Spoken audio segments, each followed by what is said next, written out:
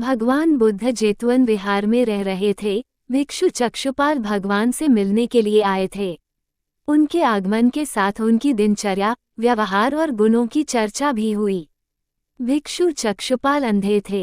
एक दिन विहार के कुछ भिक्षुओं ने कुछ मरे हुए कीड़ों को चक्षुपाल की कुटी के बाहर पाया और उन्होंने चक्षुपाल की निंदा करनी शुरू कर दी कि उन्होंने इन जीवित प्राणियों की हत्या की।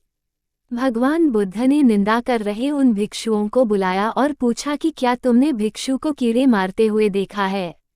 उन्होंने उत्तर दिया नहीं। इस पर भगवान बुद्ध ने उन साधकों से कहा कि जैसे तुमने उन्हें कीड़ों को मारते हुए नहीं देखा वैसे ही चक्षुपाल ने भी उन्हें मरते हुए नहीं देखा और उन्होंने कीड़ों को जानबूझकर नहीं मारा है, इसलिए उनकी भर्त्सना करना उचित नहीं है।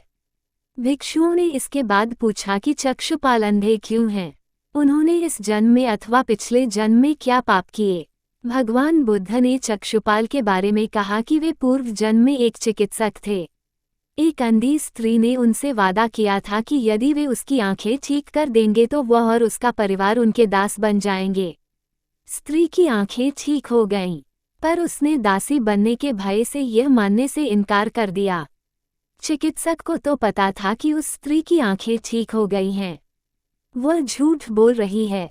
उसे सबक सिखाने के लिए या बदला लेने के लिए चक्षुपाल ने दूसरी दवा दी। उस दवा से महिला फिर अंधी हो गई।